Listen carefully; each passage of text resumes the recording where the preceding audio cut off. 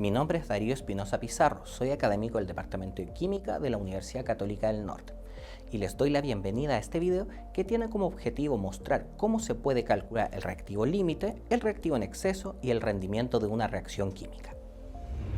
Iniciaremos definiendo el cálculo de reactivo límite, reactivo en exceso y el rendimiento de reacción, los cuales se enmarcan en el estudio de las relaciones que existen en una reacción química, es decir, el estudio de la estequiometría. Esta es la ciencia que estudia las relaciones cuantitativas o proporciones de los elementos químicos que están involucrados en una reacción química. Esta reacción es el proceso en el que un conjunto de sustancias llamadas reactivos se transforman en un conjunto de sustancias llamadas productos. De la misma forma que utilizamos símbolos para representar los elementos y las fórmulas de compuestos, para representar la reacción química utilizaremos símbolos que se expresarán en una ecuación química. En una ecuación química, los reactivos se escriben del lado izquierdo, mientras que los productos se escriben del lado derecho. Para conectar los lados de una ecuación se utiliza la flecha, la cual representa que los reactivos se transforman o reaccionan para formar productos. Toda reacción química y por consiguiente toda ecuación química cumplirá con la ley de conservación de la masa, la cual dice que la masa total de todas las sustancias presentes después de una reacción química es la misma que la masa total antes de la reacción. Otra forma de decirlo, los átomos no se crean ni se destruyen durante una reacción química, solo se transforman. Si analizamos la ecuación anterior, no hay la misma cantidad de átomos en los productos como en los reactivos. Para que esta ley se cumpla, hay que balancear la ecuación escribiendo números enteros frente a las fórmulas químicas de la ecuación planteada. Los números reciben el nombre de índices estequiométricos. Por convenio, los valores de los índices estequiométricos deben ser números enteros y lo más pequeños posibles. Si los índices están bien asignados, la ecuación se encuentra balanceada, es decir, cumplirá la ley de conservación de la masa.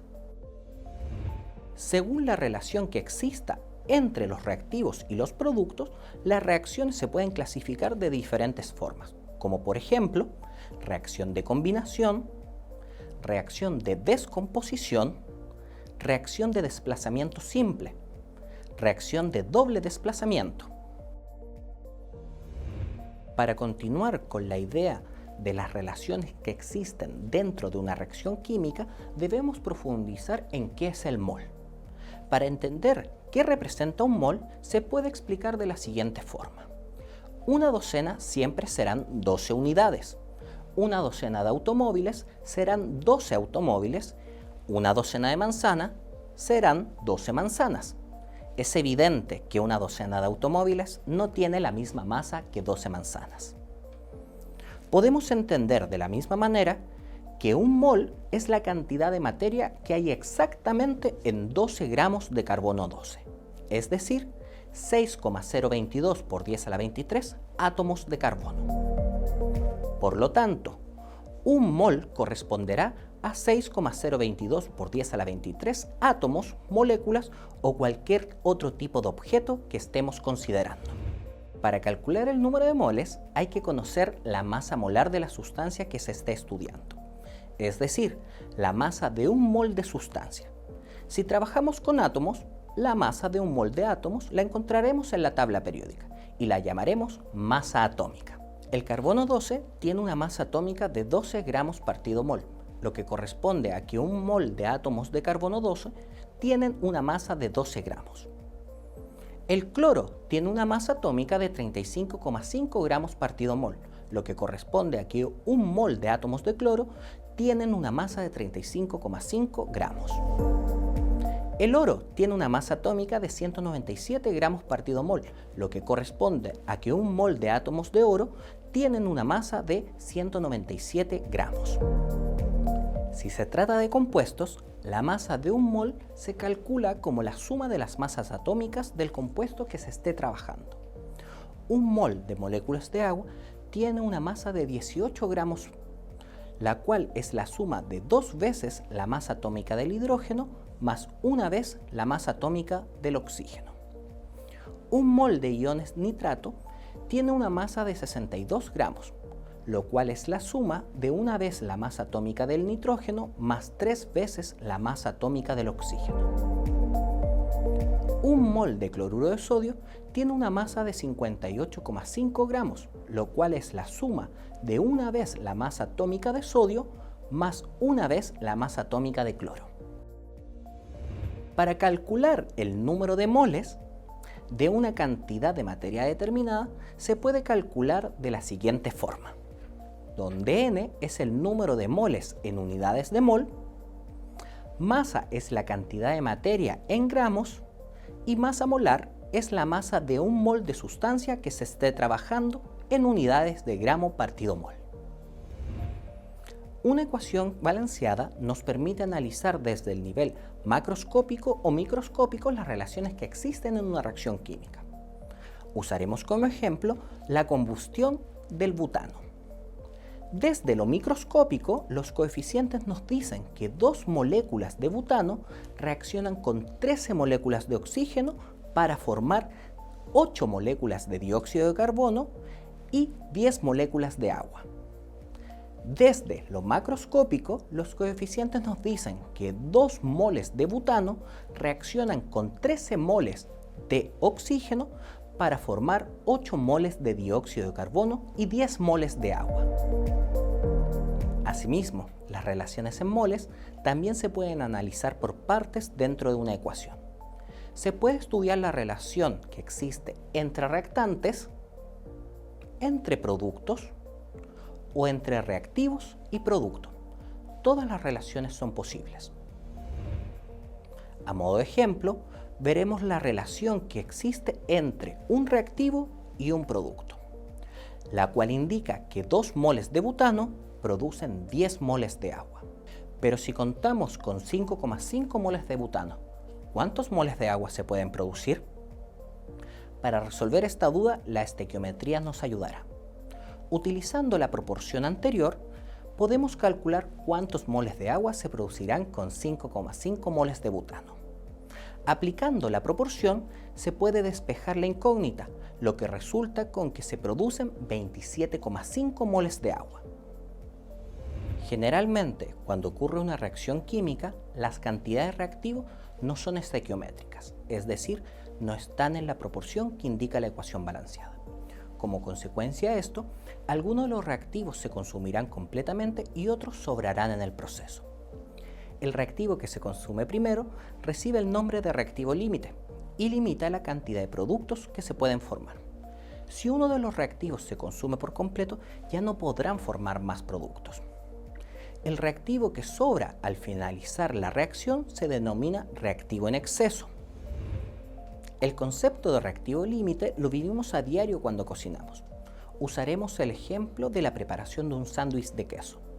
En este sentido, la letra P representará cada rebanada de pan, la letra Q la lonja de queso y P2Q será el sándwich. Por lo tanto, podemos plantear la siguiente ecuación,